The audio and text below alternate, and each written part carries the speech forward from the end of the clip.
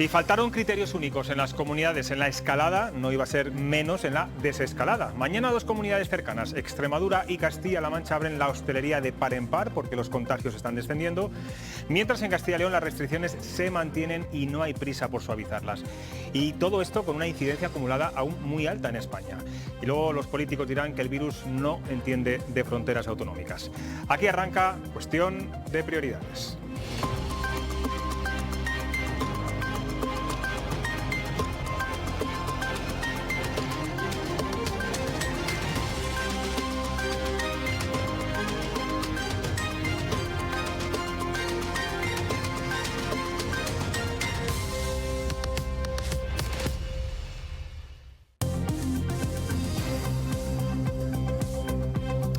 ¿Qué tal están? Buenas noches. Estamos a solo 3 días de la importante cita electoral en Cataluña y los partidos ya están buscando a la desesperada votos, aunque sea en caladeros contrarios. El efecto Illa ha sido eclipsado por las polémicas palabras de Pablo Iglesias poniendo en solfa la democracia en España y que ha provocado de inmediato una contundente contestación de ministros socialistas y en general de la clase política. Y otra ministra de Podemos que también pone nerviosos a sus compañeros de gobierno es la de Igualdad, Irene Montero, con el borrador de la ley trans. Hoy vamos a entrevistar a la primera catedrática universitaria transexual para analizar esta polémica norma que de momento no cuenta con apoyos políticos. Ella es Marina Sáenz y hablaremos en unos minutos con ella. Ahora vamos a analizar la curva del coronavirus que sigue en descenso en la comunidad, aunque aún estamos muy lejos para hablar de una situación controlada. Celia Sánchez, buenas noches. Buenas noches, José Luis. De hecho, las medidas en Castilla y León restrictivas se van a seguir manteniendo. Se mantienen las medidas y además la Junta se muestra satisfecha con el resultado que están dando las restricciones. Ahora mismo escuchamos al vicepresidente, pero antes vamos con los datos. La incidencia acumulada a 14 días está ahora mismo en la comunidad en 720 casos por cada 100.000 habitantes. Hace una semana duplicaba esta cifra. Sin embargo, esos 720 casos están lejos de los 25 deseables, de ese baremo de riesgo reducido.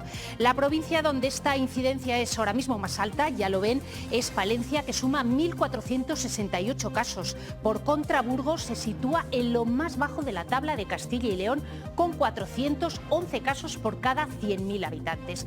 Como les decíamos, Francisco Igea se reafirmaba esta mañana en la política de restricciones que está llevando a cabo la Junta. Nosotros estamos satisfechos con el resultado de la estrategia. El resultado de la estrategia está produciendo una disminución de la incidencia acumulada, que prácticamente a la mitad cada semana. Nuestra intención es continuar con las medidas. No es un capricho, no es nada más que la aplicación de la evidencia científica. La curva desciende en toda España y hay comunidades que empiezan a desescalar. Celia, ¿cuáles son esas? Eso es, son dos, especialmente Castilla-La Mancha y Extremadura, que reabrirán la hostelería mañana viernes. En la primera, en Castilla-La Mancha, se hará con un horario reducido, con 1/3 de aforo en el interior de los establecimientos y como detalle significativo con la petición a los clientes de descargar un código QR antes de acceder al local. ¿Para qué? Pues para poder rastrear y localizar a sus contactos de forma rápida en caso de producirse un contagio.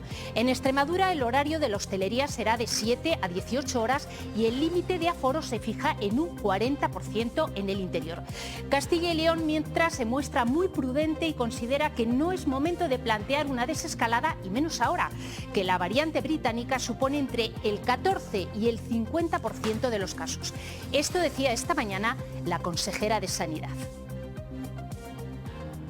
Está el vaso lleno, como decimos muchas veces, no ha colapsado, pero estamos con el vaso completamente lleno. Entonces, hablar de desescalada ahora es yo creo que cuanto menos muy arriesgado, mucho.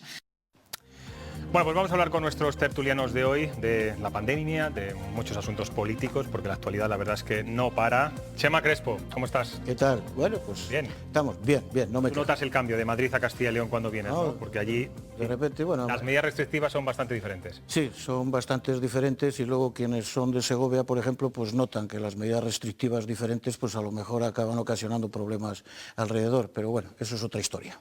Natalia del Barrio, como segoviana, Hola. lo notáis, ¿no? Sí, lo notamos. Mira los datos y las cifras. Bueno, Arenales Serrano, ¿qué tal? ¿Cómo estás? ¿Qué Bienvenida. tal? Buenas tardes, muchas gracias. Bueno, es el momento de desescalar en Castilla y León. Tenemos que seguir el ejemplo de Castilla-La Mancha, de Extremadura. ¿Cómo lo veis? Ejemplos y modelos como los tenemos todos y están todos puestos en marcha, y cada comunidad autónoma pues en uso de sus competencias con la intensidad que estima oportuno en cada momento, pues yo creo que como ejemplo o modelo no hay ninguno. Es decir, no hay ninguno. Yo creo que en Castilla y León se han adoptado medidas severas, se han adoptado medidas duras, porque nuestro problema pues era severo y era un problema duro. Si en Castilla-La Mancha o en Extremadura, o por ejemplo en el País Vasco, porque un juez así lo ha determinado, deciden que hay que iniciar ese proceso de desescalada, allá su responsabilidad. Pero lo importante, y eso es lo que diferencia La todo... responsabilidad y las consecuencias son para todos. Sí, pero la responsabilidad es de quien toma las decisiones, claro. y uno quiere pensar que esas decisiones están suficientemente avaladas. Mi teoría es que las prisas no son buenas consejeras de nada y llevamos ya una experiencia acumulada importante cuando nos fijamos objetivos. Y sobre Pero todo... da la sensación, Chema, de que cuando vemos un pelín de atisbo de que los datos empiezan a mejorar, enseguida nos lanzamos José a relajar Luis, medidas. Pero eso ya se ha demostrado que es un grave error. Es decir, aquí podemos ir disculpando los errores cometidos en marzo, en abril, en mayo, cada vez menos los de junio, julio, agosto, cada vez menos los de septiembre, octubre y cada vez menos los de después de Navidad, porque es que hay evidencias empíricas que cuando relajas teniendo unas mediciones y una presión que es la que es, no está resolviendo el problema. Pero es muy importante también que cuando una comunidad autónoma toma decisiones para aliviar, no las plantea a la contra. Yo creo que aquí la tensión se ha establecido cuando desde la Comunidad de Madrid se ha optado por algún modelo y ha servido para acusar a los demás de que estaban, por ejemplo, hundiendo a la hostelería de forma consciente. Vamos a ver, ¿tú piensas sinceramente que cuando se toman decisiones de un tema tan sumamente serio y tan sumamente grave como esto es para acusar a otras comunidades de algo? No, los toman porque... No lo pienso, es lo que se ha hecho. Bueno, es lo que se ha hecho. Bueno, oye, pues si entonces equiparamos... Tú no ves las mismas televisiones, lees los mismos periódicos y escuchas las mismas radios que yo. Exactamente lo mismo. No cuenten conmigo para hundir a la hostelería. Por lo tanto, Mañueco está hundiendo a la hostelería, Feijóo está hundiendo a la hostelería. Hombre, no, eso no Pero de ahí, son formas. vamos a ver, pero no seas O acusar de delito a las autoridades catalanas, pero no podemos hacer afirmaciones de brocha gorda. No son de brocha gorda, son afirmaciones de una presidenta que en mi opinión es un peligro público, pero esto ya sí es opinión. Permíteme decirte algo al respecto. Es inadmisible que alguien pueda pensar que una estrategia para evitar muertes y para evitar la mortandad también de nuestras empresas y la supervivencia de la gente se tome en base a criticar al resto de las comunidades. O sea, bueno, no me lo creo de nadie. Díselo a la presidenta Díaz Ayuso. No, es que, bueno, pero si no es una cuestión de que se lo digas, que no podemos generalizar de una frase. Lo que no podemos hacer es generalizar un comportamiento y que se tome esa estrategia. Dicho esto, bueno, yo no sé si vas a hablar tú, Natalia, o puedo hablar yo. Aquí el debate es que... O puedo hablar yo, pero vamos, es que yo creo que hablar, ya... Natalia, puedes Yo creo que ya está bien. Te recomiendo que te hables porque si nos dejas ya verás tú. Bueno, no, hombre, yo os dejo a vosotros porque yo creo que es un bien reflejo de lo que está ocurriendo y yo creo que con respecto a la pregunta que hacías, lo que tiene que hacer la Junta de Castilla y León, ya que se supone que estamos en un marco de autogobernanza o de cogobernanza, como se ha llamado, es lo que se ha dicho... Según la Junta es autocogobernanza. Ah, bueno, según lo que sea, es aprender de los errores. Esto ponían el otro día un símil muy fácil, que es tú cuando te estás recuperando de una lesión o de una enfermedad, por ejemplo, una lesión no vas a entrenar antes de tiempo, porque la lesión puede ser muchísimo peor. Y la Junta de Castilla y León, esto del tema de la variante británica que hablaba la consejera hoy, ya lo podía haber aplicado en Navidades, porque esto es una cosa que le avisaron el comité de expertos cuando restringió las medidas en Navidades. Dicho esto, yo no sé, y vengo diciendo que no sé cuáles son las medidas perfectas, pero desde luego la medida perfecta es pensar en una cogobernanza de mirar por la salud de los ciudadanos, simplemente. Yo estoy ¿Puedo hablar? Sí, claro. No me mires con miedo. No. Yo estoy absolutamente de acuerdo con lo que ha dicho. Uy, madre mía. ¿Sí? ¿Hay algún problema en que esté de acuerdo? No hay ninguno. Si nos acabamos de conocer. No. Yo estoy absolutamente de acuerdo con lo que ha dicho Natalia. O sea, yo vengo reclamando y desde muchos sitios se está reclamando por un plan nacional contra esto. O sea, lo que no tiene ningún sentido es que el Ministerio de Sanidad, vaciado de competencias desde hace mucho tiempo y con muy poco... que conste. No, he dicho no que sé, la autogobernanza y cogobernanza. ¿Me dejas explicar, por favor? Parece que iba a haber un mínimo de acuerdo. Yo estoy de acuerdo en lo que ha dicho ella, de que haya la cogobernanza, y efectivamente yo iba a ilustrarlo de otro modo. Esa gobernanza, yo como me gusta descender a lo concreto, pues yo haría un plan nacional donde lógicamente se hagan planes de trabajo, que ya lo pidió esta comunidad, que fue la primera que elevó la voz para que se reuniese el Consejo Interterritorial, y que eso realmente el Ministerio sirva para algo. ¿Qué quiero decir con esto? Que se pongan a trabajar quienes. ¿Yo voy a opinar de lo que debe ser? No, yo opino de lo que voy escuchando, pero lógicamente son los clínicos, los virólogos y la gente que a nivel clínico es una experta en esto. Y en ese sentido, como ahora sí tenemos experiencias diferentes de diferentes comunidades autónomas, sí se pueden poner en común esas diferentes puestas en marcha de determinadas medidas y decir qué ha funcionado y qué no ha funcionado. Lo que es inadmisible. Pero es que eso se viene haciendo. Sorprende que lo digas tú, que conoces el funcionamiento de este país. Pues mira cómo se viene haciendo. Pongamos, por ejemplo, el caso de la Comunidad Entonces el Consejo Interterritorial no existe. ¿Qué es el Consejo Interterritorial? El organismo en el cual se ponen en común las experiencias acumuladas por parte de unas comunidades y otras. Aquí lo que falta es mucha lealtad. Mucha lealtad para que las políticas generales definidas y en la ejecución, que es competencia específica de las comunidades autónomas, haya lealtad, que no la está viendo. Una cuestión solamente, un apunte. Es verdad que esto que decía Arenales me parece lo mínimo de sentido común. La Comunidad Autónoma de Castilla y León y varias comunidades en el último es de sentido común. En cualquier caso, yo solo doy un dato. La tasa de incidencia acumulada en España sigue siendo muy alta, ¿eh? Lo digo por la relajación de algunas comunidades. Yo quería terminar con un ejemplo. Perdón, un minuto. Sí, menos. Uy, un minuto. No, eso es mucho. Por Dios, esto es 10 inédito, segundos, de verdad. 10 segundos. Ejemplo de la Comunidad Autónoma de Valencia. O sea, empezó siendo la mejor y acaba siendo la peor. Entonces, todas esas experiencias de qué se ha hecho y otra cosa. Hoy mismo se le ha preguntado al señor Simón, se le ha preguntado en rueda de prensa, que había dicho un virólogo con conocimiento de causa clínica, que a lo mejor había que cerrar todo durante 2 semanas, y la contestación, que es lo que a mí me alarma, la contestación es eso. Bueno, eso a lo mejor habría que haberlo hecho antes. Tenemos claro lo que hay que hacer. Tengo aquí a una invitada, además vamos a olvidarnos también un poco del COVID. Y todo el mundo quedará retratado. Chema Arenales. Decía que vamos a olvidarnos un poco del COVID y vamos a tratar ahora un tema del que se va a hablar mucho estos meses. La ministra de Igualdad tiene ya un borrador de la ley para las personas transexuales que contempla varias novedades que venía exigiendo este colectivo. Una de ellas es esta norma que avala el cambio de sexo a partir de los 16 años sin necesidad de pruebas médicas, psicológicas o el consentimiento de sus padres. Y la otra es que a partir de esa edad también pues cualquier persona podrá cambiar su nombre y sexo con su sola declaración expresa y sin tratamientos hormonales. Una gran defensora de esta ley es Marina Sáenz. Ella es la primera mujer trans catedrática universitaria y muy activa en el colectivo LGTBI. Buenas noches, Marina. Buenas noches. Bueno, el primer punto de discordia, o que más ha sorprendido de este borrador, es que se permita a partir de los 16 años, no de 18, cambiar de sexo sin un informe, bueno, pues como decía antes, médico, ni psicológico, ni la autorización o el consentimiento de los padres. Ante un asunto como este, le pregunto, ¿no ve necesario un mayor control y asesoramiento por parte del adolescente, que va a dar un paso muy importante en su vida? Bueno, esto de la madurez es muy curioso, como para unas cosas sí, para otras no. A los 16 años en este país tenemos edad para el consentimiento sexual, para los negocios de familia, para ingresar en las prisiones de adultos, para abortar sin permiso paterno y para bastantes cosas más. Los 18 años se han quedado para votar porque la Constitución lo dijo y para aquellas cosas que suponen un peligro para terceros, como pues, acceder a las armas en el ejército. Si tenemos madurez a los 16 años para hacer todas estas cosas, es curioso que no tengamos madurez para que nos diga quién es, cuando lo puede tener clarísimo desde los 4 años.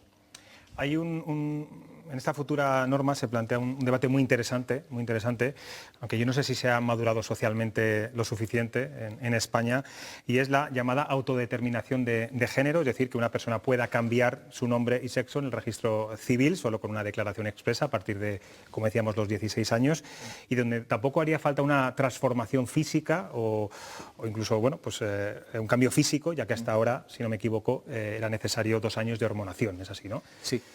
Hay muchas voces críticas, señora Sáenz, que dicen que esto rompe con el concepto de género y que hay muchas dudas legales porque es uno mismo el que decide el género que tiene. ¿Qué Bueno, piensas? es que es difícil que sobre la vida de una persona y sobre la propia identidad nadie sepa más que una misma, ¿no?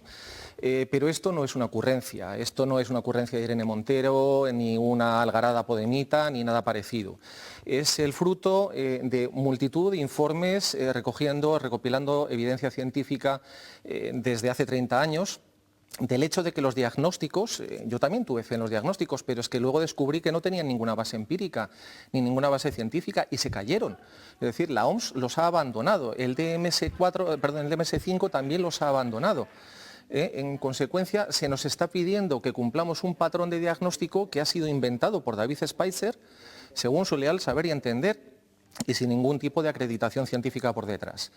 Y frente a eso tenemos a la Agencia Europea de Derechos Fundamentales, los informes de la Sociedad Endocrinológica sobre los efectos del reconocimiento de la identidad de género en menores, en la reducción de suicidios, de abandono escolar. Tenemos los informes de la Asociación Pediátrica Americana e Internacional. Tenemos multitud de estudios de las unidades de identidad de género con más de 35 años de ITER, que lo que aconsejan es precisamente eso. Las líneas de la Comisión Europea recomiendan la despatologización sin distinciones de edad, porque la identidad de una persona es también cuando es menor de edad, y sin sometimiento a tratamientos médicos. Y no creo que Ursula von der Leyen y los comisarios de la Comisión Europea, en su mayor parte del Partido Popular Europeo, sean precisamente alguien que se da algaradas. Es porque detrás ha habido una fundamentación muy estricta. Porque está claro que esta autodeterminación, digamos, es la piedra angular de este borrador, y es precisamente lo que rechaza de plano el gobierno socialista. Me gustaría que escuchara a la vicepresidenta Carmen Calvo y también a la presidenta del Partido Feminista en España, Lidia Falcón. Luego lo comentamos. Dos supuestos muy distintos. A mí me preocupa fundamentalmente la idea de pensar que se elige el género sin más que la mera voluntad o el deseo, poniendo en riesgo, evidentemente, los criterios de identidad del resto de los 47 millones de españoles. Eso tendrá que tener unas garantías. Ya, es que yo soy una mujer y ahora me meto contigo en el vestidor de señoras de un centro comercial. ¿Están desprotegidos ellos o estamos desprotegidas nosotras? ¿Qué es esto de que puedan participar un personaje con una estructura física, muscular, enorme, en una competición deportiva y saquen los primeros números naturalmente?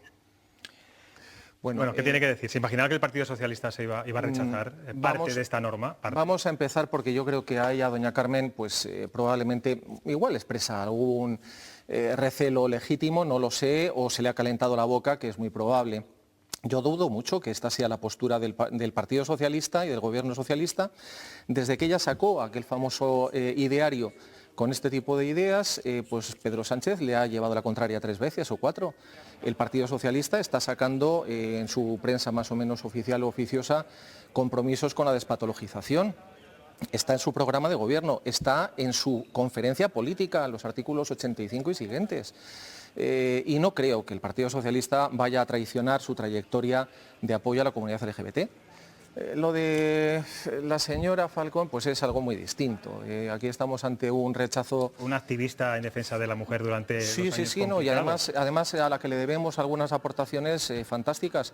Pero bueno, la gente también evoluciona y es muy curioso pues que una pueda ser defensora de los derechos humanos y racista, o que en este caso pues esté procesada por habernos acusado de promover la pederastia, ¿no?, que es el motivo por el cual se la ha llevado a juzgado.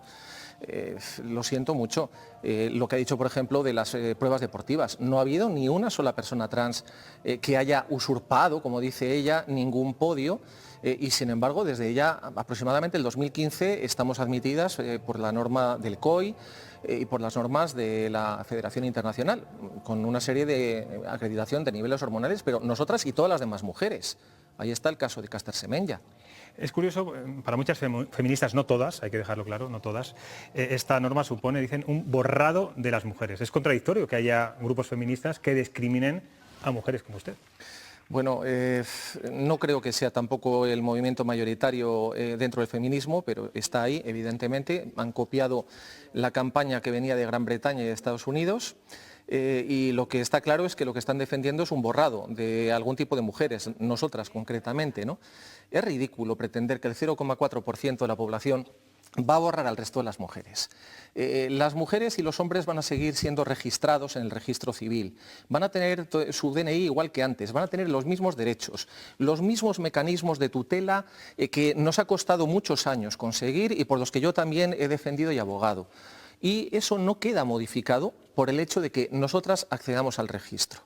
Y porque pasar de un periodo de transición de 3 años a un periodo de transición más corto. Es muy difícil, esto no lo entiende la gente, pero es muy difícil vivir durante 3 años con tu aspecto, con tu vida y con una documentación que no te acompaña en absoluto. Cada vez que vas a un supermercado tienes que justificar que no estás usurpando una identidad, que no has robado esa tarjeta, que eres tú y tener que dar explicaciones sobre tu intimidad a todo el mundo.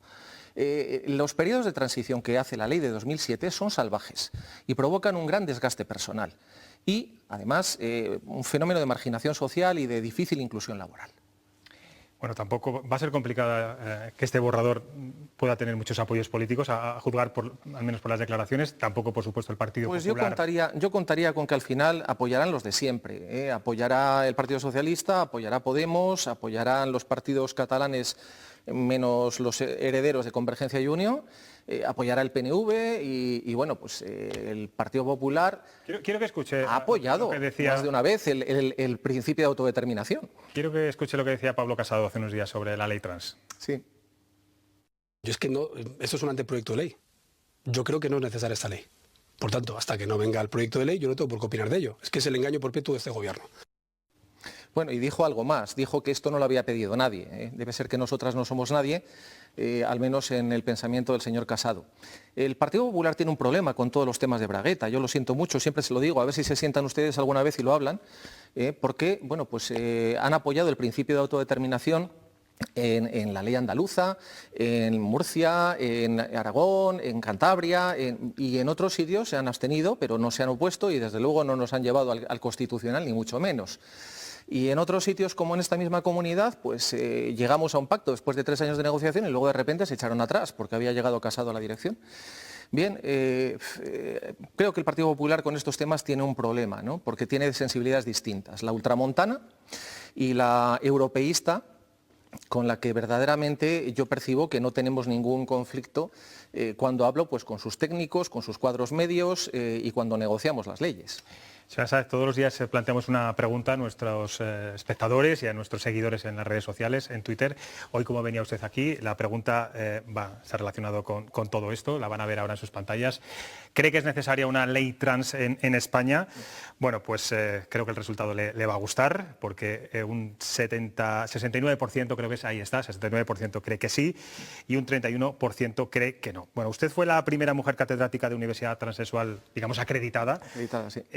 La imagen de los transexuales tiene mucho de clichés y de etiquetas, eso está claro, pero ¿está notando cada vez más que hay más normalidad social en España? ¿Se siente usted más cómoda? Bueno, de donde hemos partido a donde estamos, pues evidentemente ha habido una evolución, ¿no? Cuando yo descubrí quién era, pues salir a la calle suponía que cualquier idiota te podía partir la cara. Y en estos momentos pues hemos ganado el derecho a andar por la calle y estamos consiguiendo unas mínimas cuotas de integración social, pero todavía somos el colectivo que acumula unos índices de paro más salvajes, según los informes de la Organización Internacional de Trabajo o informes específicos como el informe Maconen. Todavía tenemos un elevado nivel de abandono escolar, todavía tenemos un índice de suicidios en adolescentes y en personas mayores que multiplica los índices ordinarios y todo eso es porque evidentemente hay prejuicios, porque evidentemente hay exclusión social y porque evidentemente necesitamos medidas de acción positiva. Si no sale adelante esta ley, ¿se sentirán desamparados? ¿La ley de 2007 no es suficiente? Nos sentiremos traicionadas, sinceramente.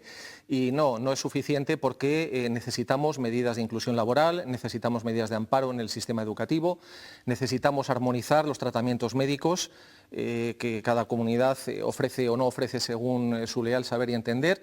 Y necesitamos, pues evidentemente, acortar esos periodos de transición en los que estás con una pata dentro y otra pata afuera y al final no estás sentada en ningún sitio. Nos obligaría además a entrar en una línea de litigación estratégica ante el Tribunal Constitucional pidiendo recursos de amparo y el resultado probablemente sería peor y menos ordenado. Marina, tenemos aquí siempre a tres tertulianos, en este caso con recorrido político, y seguramente le tengan que hacer alguna reflexión o alguna pregunta. Arenales, por ejemplo. Sí, bueno, a mí la verdad es que me sorprende porque estamos en un programa que se llama Cuestión de Prioridades. Y entonces, no quitándole ninguna importancia al tema que nos ha planteado, Marina, pero yo creo que todos sabemos qué situación estamos viviendo en este momento los españoles.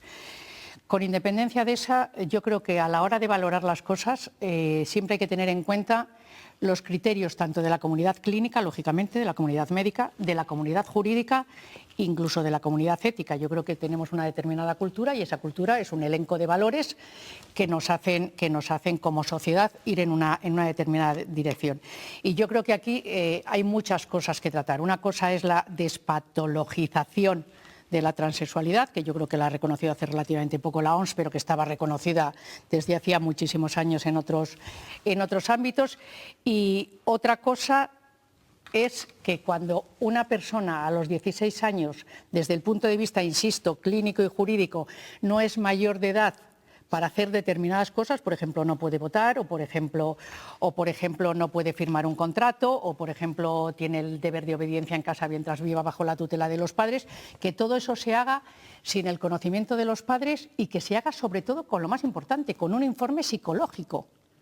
Porque creo que, bueno, pues que no hemos alcanzado, sinceramente, yo me pongo en el lugar de mis sobrinos, que les veo ahora en esa edad, con 15, 16 años, y sinceramente me cuesta mucho, aunque yo no soy quien, porque insisto que eso tiene que ser un clínico, para decir si ha alcanzado la madurez suficiente como para decidir una cosa, porque en esa edad todos recordamos que podemos estar muy influenciados por nuestro entorno de los amigos o podemos estar muy influenciados por una serie de televisión, etcétera, etcétera. Lo que sí que no me sirve, Marina, aquí es equiparar el derecho a abortar a los 16 años porque me sigue pareciendo una barbaridad. A mí me sigue pareciendo una... Vamos a escuchar a Marina.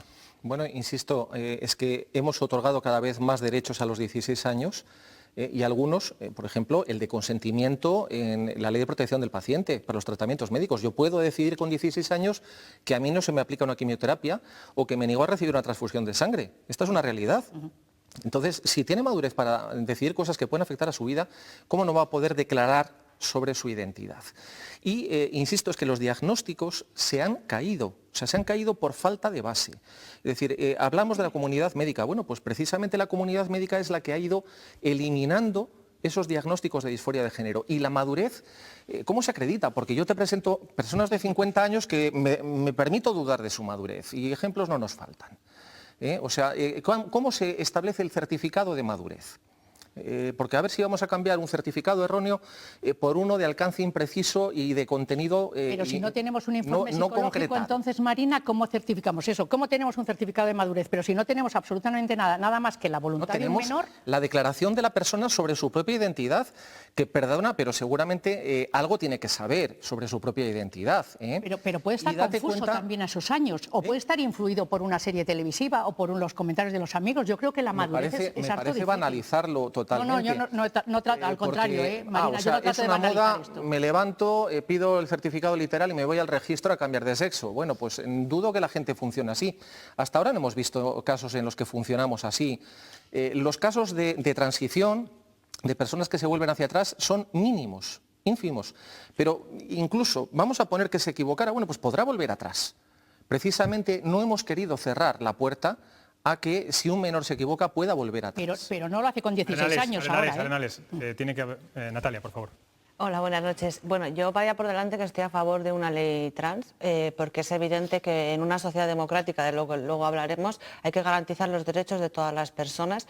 ¿No cree usted que con este debate se ha creado demasiado ruido en torno a titulares y redes sociales? Porque yo personalmente no creo ni que el Ministerio quiera borrar a las mujeres, ni que las dudas que se han algunas de las dudas que se han suscitado dentro del movimiento feminista puedan ser tachadas de transfobas. ¿No cree que a lo mejor para que este borrador pudiera salir adelante y se pudieran hacer las modificaciones con un consenso social se necesita una especie de mesa de diálogo social, ¿no? Porque parece como que se ha hecho todo un poco en base a un debate que se ha magnificado todo el debate por las redes sociales. Que ha faltado trabajo previo, ¿no? No digo que no creo que haya faltado trabajo previo, ni mucho menos. Creo que es un borrador que probablemente algunas de las dudas que ha suscitado dentro del movimiento feminista se pudieran corregir, no todas, porque yo no estoy de acuerdo. Yo, por ejemplo, en el tema personalmente, en el tema de entrar en un baño y de los vestidores, no estoy para nada de acuerdo, porque, o sea,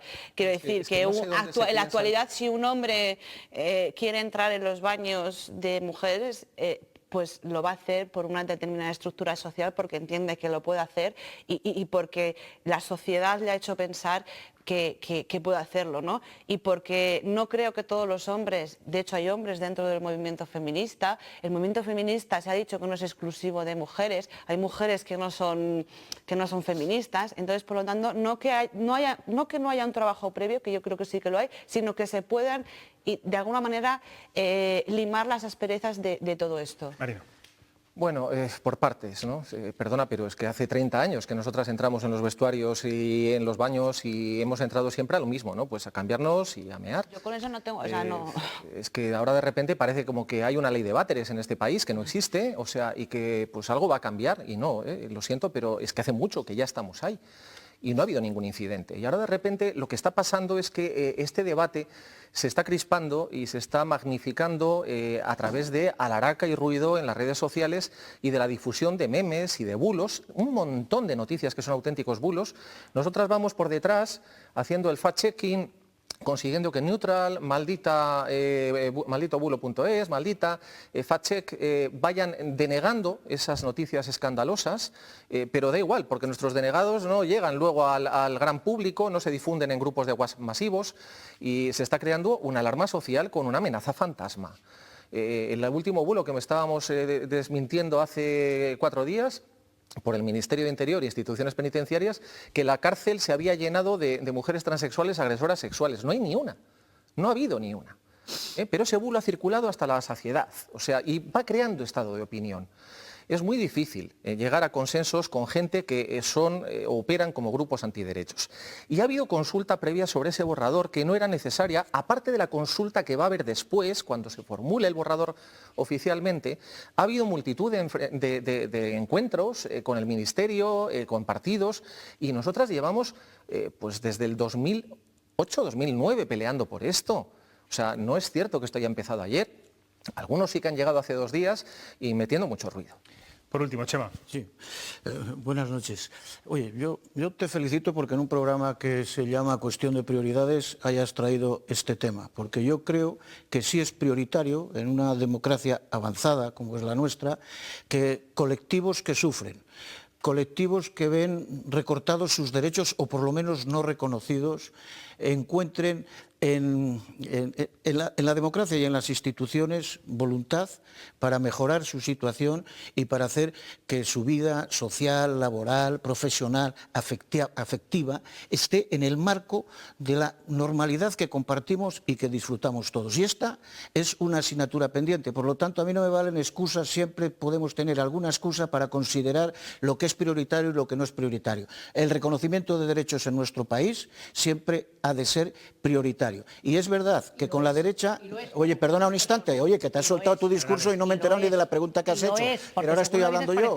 Ahora estoy hablando yo. No, hombre, es que estas técnicas, y además quiero hablar en serio porque este es un tema de estricta sensibilidad, porque hay mucho sufrimiento detrás. Pero formula la pregunta. Y yo sé, sí, te la voy a formular. Yo sé que de la derecha no cabe esperar mucho. Esto al final tirará para adelante la izquierda. Se aprobarán las normas, se aprobarán las leyes, se reconocerán los derechos, no colaborará la derecha, pero luego no lo sustituirá. Lo que le quiero preguntar, ¿qué cuestión prioritaria estima usted que en la legislación que se saque adelante, que va a salir, debe resolver definitivamente en lo que se refiere a sus derechos? Difícil elegir, porque es un colectivo con muchas necesidades. Efectivamente, una minoría nunca es una prioridad, a no ser que se tenga esa sensibilidad.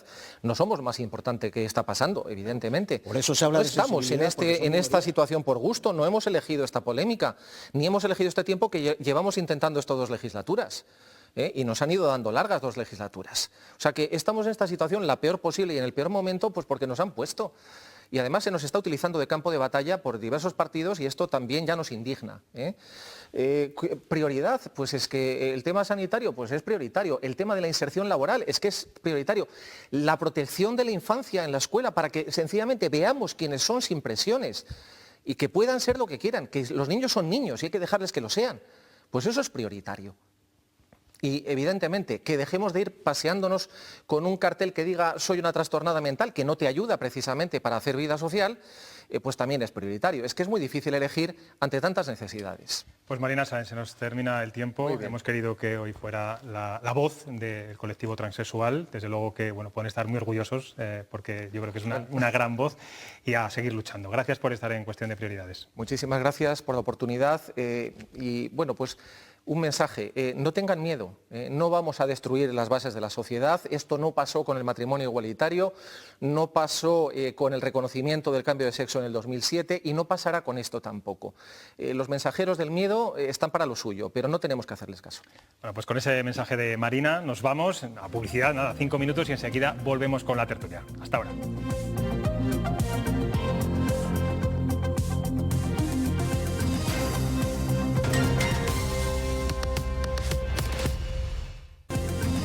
Seguimos en directo, son las 10:10 de la noche y aunque Pablo Iglesias se queja de que los medios de comunicación dediquemos tanto tiempo a sus polémicas declaraciones sobre que España no es una democracia plena o incluso ha arremetido contra periodistas con nombres y apellidos, pues ya lo siento, pero vamos a seguir analizando este asunto. De hecho, él sigue insistiendo en lo que dijo y hoy lo ha vuelto a hacer en una radio catalana. Eso sí, la contestación más contundente del gobierno le ha llegado de nuevo por la boca de la ministra Robles. Claro que tenemos una democracia, pero muy mejorable. Y creo que lo que dije el otro día es una obviedad. Y el hecho de que moleste tanto, yo no sé qué impresión tienes tú, Jordi, es la mejor prueba de que es la puñetera verdad, porque si no, no les preocuparía tanto. Yo creo que no tiene nada que envidiar a ningún país del mundo y es más, es un ejemplo para muchos países del mundo. Y yo como española me siento muy orgullosa de decir que España es una democracia plena y que es una democracia consolidada. Bueno, Pedro Sánchez sigue en silencio, son los ministros socialistas los que han salido en tromba contra el vicepresidente y hoy se ha hecho público un manifiesto firmado por exdirigentes socialistas, intelectuales y cargos del PP y Ciudadanos en el que piden la destitución de Pablo Iglesias por estas controvertidas palabras. Entre estos firmantes está Francisco Igea, vicepresidente de la Junta, así explicaba su postura. Yo creo que no debe de estar en el gobierno quien cree que el gobierno, que su nación no es una nación democrática, debe estar en la oposición. No se puede difamar a nuestra nación en público desde la vicepresidencia del gobierno. Es absolutamente intolerable. Natalia, como persona vinculada a Podemos, ¿no hay una democracia plena en España? Hombre, yo creo que es mejorable y es lo que ha dicho Pablo Iglesias. Yo, mira, he puesto aquí ejemplos de cosas que se pueden mejorar. La ley de seguridad ciudadana en cuanto a libertad de expresión, tenemos que tener en cuenta que Pablo Hasél va a entrar en prisión por, digamos, meterse con la monarquía. Recordemos que se secuestró el libro de Fariña, recordemos que se secuestró una portada del Jueves porque hablaba de la Casa Real y podemos continuar y continuar. Yo creo que evidentemente hay aspectos de nuestra democracia que se pueden mejorar.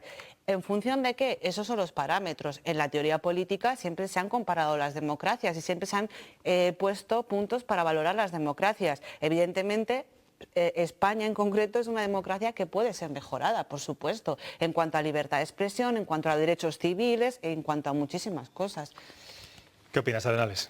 Pues que estoy de acuerdo si no se enfada.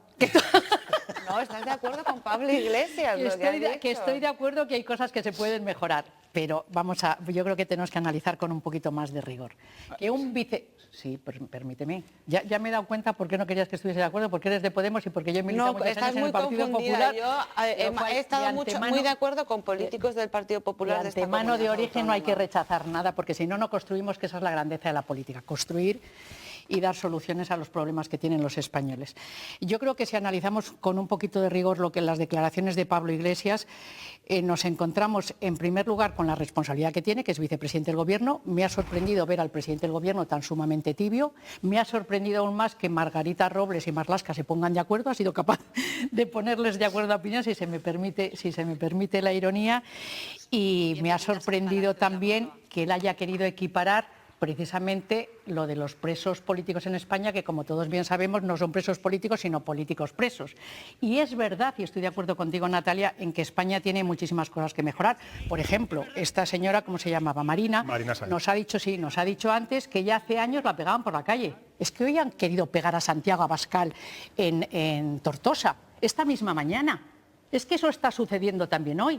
Entonces, claro que hay muchas cosas que hay que mejorar, que están sucediendo exactamente hoy y que tenemos que ponernos todos de acuerdo y desde aquí, lógicamente, todo un saludo, toda la fortaleza y todo el apoyo a que se puedan desarrollar los mítines y la libertad de expresión con absoluta libertad. Lo que me gustaría que aquí Pablo Iglesias dijera, o tú si también eres de Podemos, es: ¿hay una democracia en Venezuela?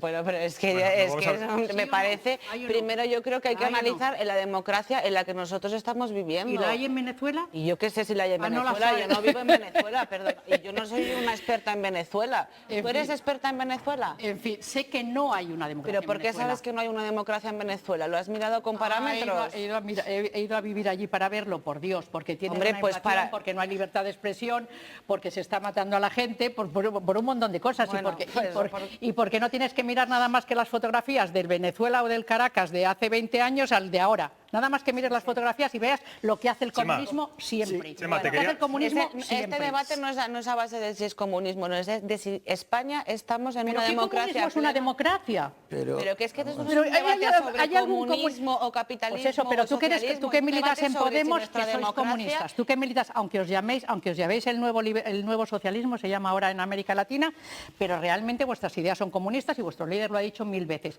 ¿Qué democracia hay en un comunismo, Natalia? Mira, yo no tengo ningún problema en decir que yo soy comunista, ni yo ni mucha gente. Pues perdona, te voy a decir que el Partido Comunista fue partícipe de la democracia de este país. O sea, que es que no entiendo. Vamos a evolucionar, vamos a cambiar. Vamos a ir añadiendo nuevos ingredientes a este debate. Chema, quería preguntarte directamente, estas palabras de Pablo Iglesias son un guiño al nacionalismo catalán a las puertas de las elecciones y en un momento en el que PSOE y Podemos, digamos, que compiten por los votos. Bueno, vamos a ver, los procesos electorales vivifican mucho, depuran muchas cosas y también las crispan, ¿no? Y por lo tanto, en función de las necesidades electorales que unos y otros puedan tener, pues a veces se radicalizan los discursos y por eso ha sorprendido tanto Salvador Illa, ¿no? Que lejos de ir a incrementar la crispación que ya se vive en Cataluña, pues el mayor valor que se le ha puesto es pues el hombre tranquilo, el hombre sosegado y tal, que luego veremos cómo le va. Yo creo, desde mi punto de vista, el error de Pablo Iglesias es contextualizar sus opiniones sobre la democracia de España pues a raíz del incidente que hemos tenido con Rusia, por ejemplo, ¿no? Pues me parece que eso es un error. Y al mismo tiempo creo que a Pablo Iglesias le corresponde, que es un camino que recorrimos otros hace años, ¿no? Es decir, oye, es que cuando estás en el gobierno, gobiernas para todos y hay una diferencia entre ser oposición y ser gobierno. Es decir, la oposición o los partidos políticos dicen, proponen, critican, pero los gobiernos hacen.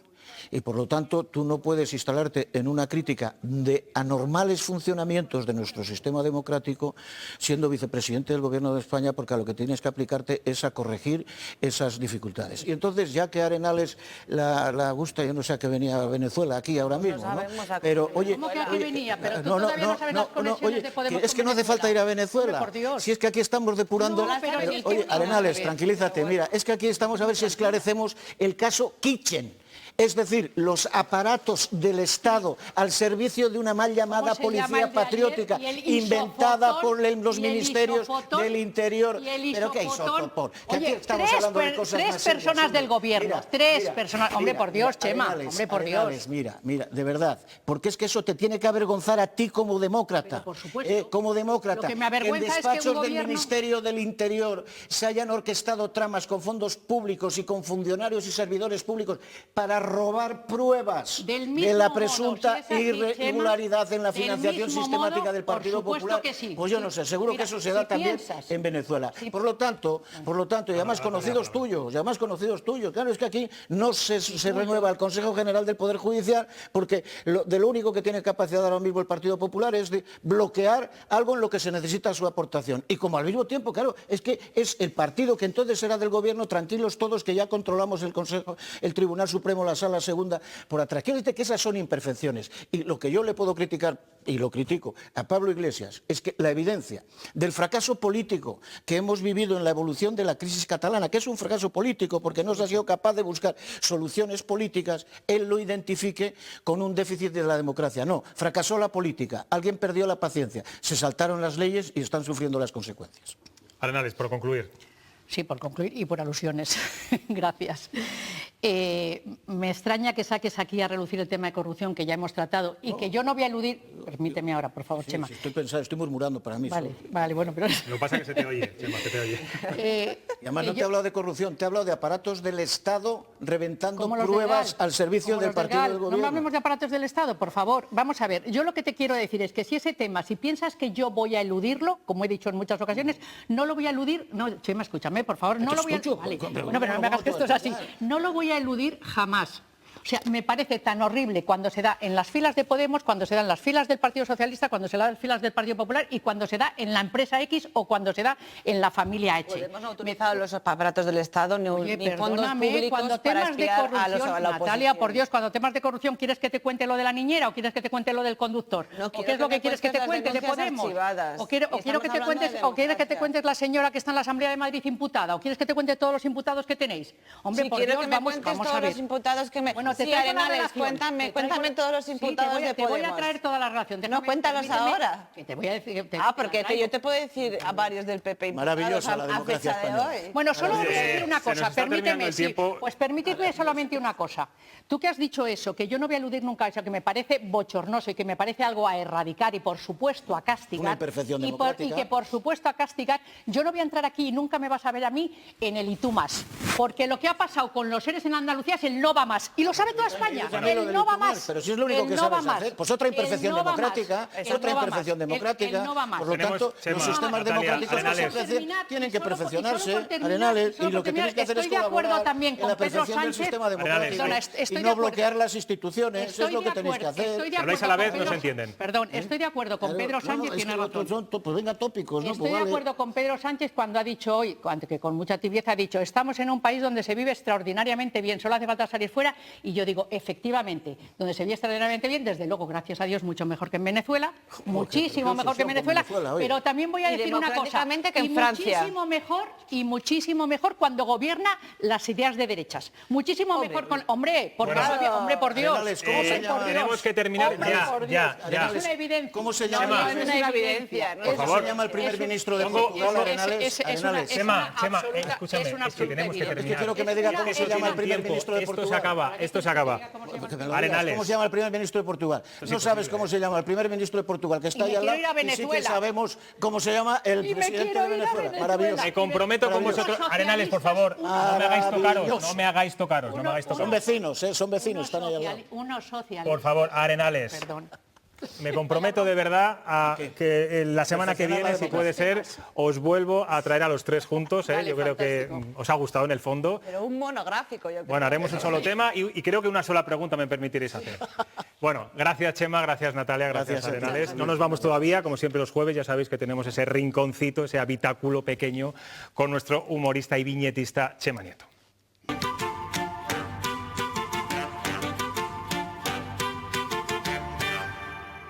¿Tendremos viñeta por fin este jueves? Buenas noches, Chema. Buenas noches, José Luis. Esta semana la imagen más poderosa de la actualidad es la de los hosteleros rompiendo platos. Se consideran chivos expiatorios de la pandemia a los que se está tratando injustamente, o dicho de otro modo, se les hace pagar los platos rotos. Desde luego que la situación de la hostelería no es plato de gusto. Y mientras tanto los políticos ponen cara de no haber roto un plato. La ministra portavoz María Jesús Montero hablaba el martes de medidas referentes a las ayudas a empresas en dificultades.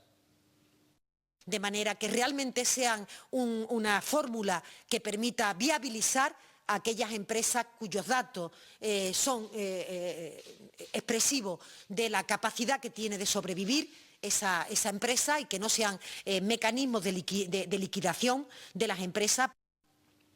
¿Qué tiempos, José Luis? Cocineros rompiendo platos y portavoces que no saben hablar. No seas malo, Chema. La ministra se refería en ese momento a buscar fórmulas para determinar qué empresas son viables y deben recibir ayudas. Da gusto contigo, José Luis. Traduces el lenguaje politiqués. Y mucho politiqués se ha hablado esta semana en las Cortes de Castilla y León, donde se han aprobado los presupuestos de la comunidad, que aumentan un 13% sin subir los impuestos. Dato milagroso. 12.291.000 millones de euros gestionará la Junta de Castilla y León. Unos rompen platos y otros están al plato y a las tajadas. El consejero de las Cuentas, Carlos Fernández Carriedo, defendió que los presupuestos son realistas, prudentes, sociales, responsables y volcados con las familias, autónomos y entidades locales. Un plato combinado. Bueno, al menos se expresa mejor que la ministra portavoz. Lo malo es que los presupuestos son como la carta que hojeamos para acabar pidiendo el plato del día.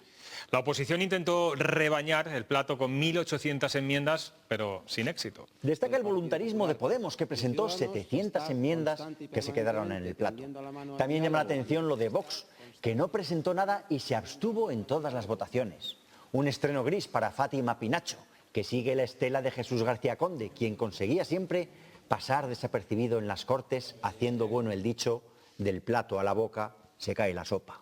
Bueno, mucho adornas el plato con los políticos, pero nos has dejado sin viñeta una semana más. Así son las cosas en esta tierra. Con la política, los días, los años y hasta los siglos se pasan volando, pero cuando vemos que no hay nada en el plato, ese instante se nos hace eterno.